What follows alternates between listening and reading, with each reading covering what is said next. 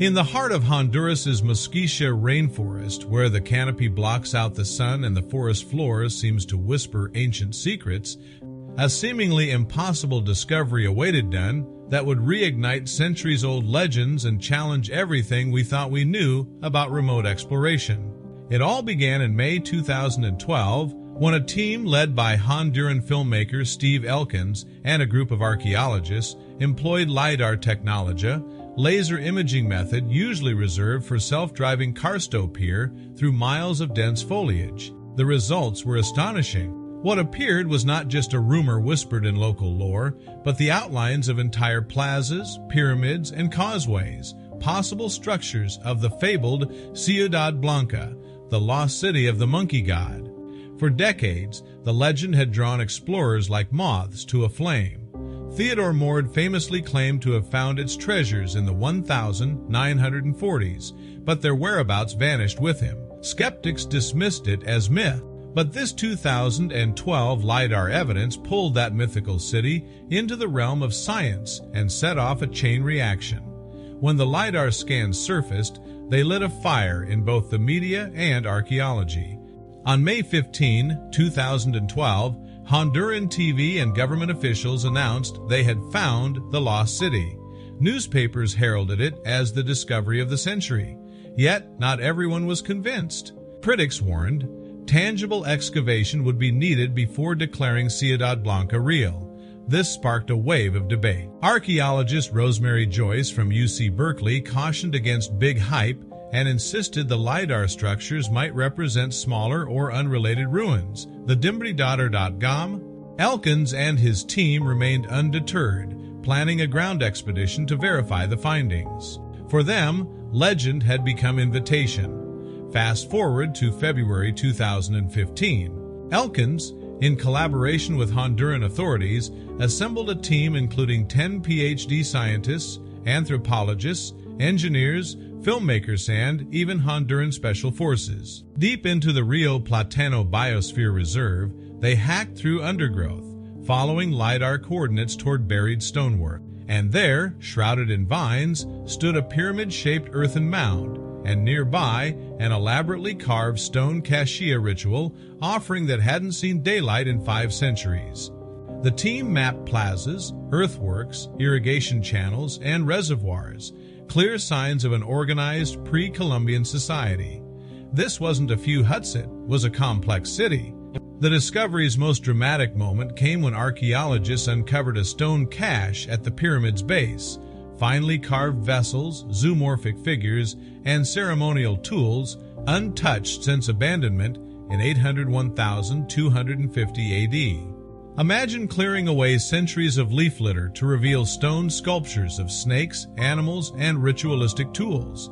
It was a direct link to a civilization thought lost to time. These offerings suggested not just survival, but a thriving spiritual and social order. By August 2016, the team published findings in a peer-reviewed journal, and author Douglas Preston published a popular account of the expedition. National Geographic aired the story under the title Legend of the Monkey God in late 2015. Public fascination reignited. Hollywood and tourism circled the discovery. Yet more conservative scholars still caution that Ciudad Blanca, White City, might never be a singular mythical metropolis. Instead, it could represent multiple interlinked sites in Wikipedia.org. Still, what no one questioned anymore was that a lost pre-Columbian city had been found. The expedition unearthed more than stonework. They documented signs of advanced hydraulic systems, irrigation canals controlling water in that dense jungle environment. Such infrastructure revealed a society with sophisticated engineering and agricultural strategies, perhaps far more advanced than outsiders had expected. These discoveries rewritten regional history. They shifted perception from viewing Mosquitia as a marginal, nomadic region to recognizing it as a seat of organized civilization, a hub that possibly rivaled better-known cultures like Maya or Aztec. But this discovery sparked ethical dilemmas. The Rio Platano Reserve is home to indigenous Pech people, whose oral traditions include Ciudad Blanca in spiritual terms. Elkins emphasized that for them, the city represents a lost autonomy, a hope, not just archaeology. Excavation teams tread carefully. They worked alongside Honduran authorities and protected local rights, trying to avoid exploitative tourism or destruction of sacred sites. As excavation opened the jungle to outsiders, a tightrope formed between scientific progress and cultural responsibility. As the expedition team made their way out of the jungle, carrying photographs, 3D scans, and samples from the site, something unexpected began to unfold. This time, not from the earth, but from their own bodies. Within weeks of returning, nearly everyone involved in the mission began developing unusual sores and skin lesions. They were diagnosed with mucocutaneous leishmaniasis, a rare parasitic disease transmitted by jungle sandfly. For some, the infection was severe eroding skin, requiring months of painful and toxic treatment. The discovery, it seemed, came at a price. Steve Elkins later described it as a curse of the monkey god. The disease added an eerie echo to the legend, reinforcing the idea that this city had been forgotten for a reason. But despite the physical suffering, none of the team regretted the journey. They had uncovered something real. And now, the story was spreading far beyond scientific circles. As researchers processed what they had found, they came to a deeper, more sobering realization. This civilization didn't simply vanish due to war or environmental collapse. There were signs it had collapsed suddenly and violently.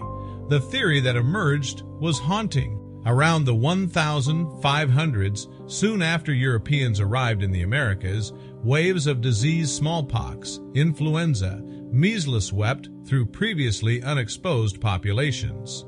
The people of the Musquisha may have had no immunity and no warning. What the team had found may have been a city abandoned, not by choice, but by catastrophe of society, extinguished by invisible invaders. This gave new urgency to their mission. Preserving what remained was not just about archaeology, it was about honoring a civilization that had no chance to speak for itself. After the expedition's public reveal, the site became vulnerable. In 2017 and 2018, satellite images showed increased illegal logging and road building near the discovery area. Looters and land grabbers had gotten wind of the site's location, despite efforts to keep it secret. Honduran authorities responded by deploying military protection to the region, setting up ranger stations and drone monitoring to deter deforestation and pillaging. International archaeologists worked closely with indigenous leaders to lobby for expanded protection. The jungle, it turned out, could only protect its secrets for so long. Now, it was up to humans to decide if the lessons of the past were worth preserving. The city was dubbed the City of the Monkey God, not just by media, but in honor of local legends. Generations of Hondurans had grown up hearing stories of a cursed white city, watched over by a powerful deity that would punish intruders.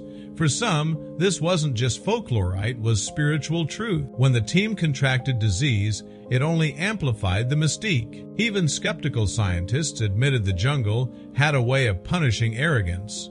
Yet others saw a different lesson, that the monkey god hadn't cursed them, but warned them. The ruins had waited, untouched, for 500 years.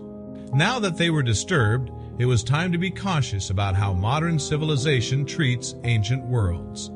By 2020, ongoing research was underway to date and mapped the extent of the city and surrounding sites.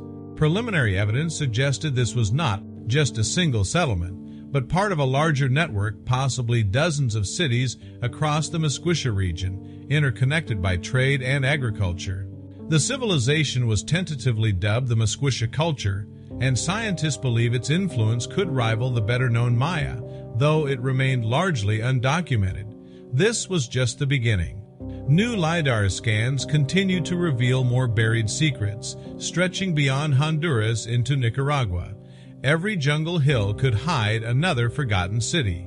The team's work had opened the door not to one story, but to a whole chapter of Central American history yet to be told. Years later, Elkins was asked what the greatest reward of the journey was. It wasn't the sculptures, or the attention, or even the thrill of discovery. It was standing in the middle of that jungle clearing, after days of trekking, and seeing with his own eyes what others had only whispered about.